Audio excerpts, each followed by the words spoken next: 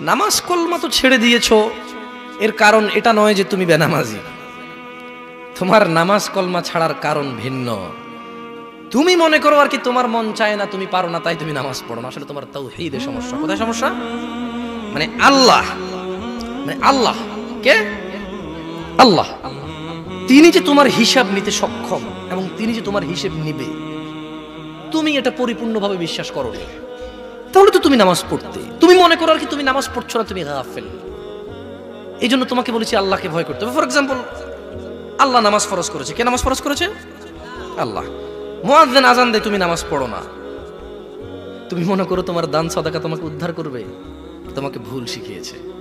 আমি মানুষ, ছোট হতে পারি, শোনো, জোর জবরদস্তি করে কিছু কথা আমাকে শুনিয়েও দিতে পারো, এখান থেকে নামিয়েও দিতে পারো। বলছি না তোমরা নামাবা, বাট এটা পারো। তবে মনে রাখবে, কথা যেটা বলে সেটা উল্টাতে পারবে না। কেন পারবে না জানো? কারণ এই কথা উল্টানোর জন্য তোমাকে কথা থাকতে হবে। মনে রাখবে, তোমার দান সাদাকা হিসেবই হবে না। তুমি কি মনে করো হিন্দু লোককে আল্লাহ প্রশ্ন করবে কিয়ামতে, এ হিন্দু, এতগুলা বুতকে পূজা করছিস, ঠিক আছে বল নামাজ কেন পড়িসনি? ও তো মুশরিক।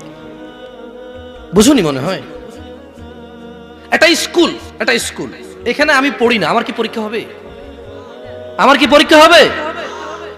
বুঝাইতে পারিনি মনে হয়।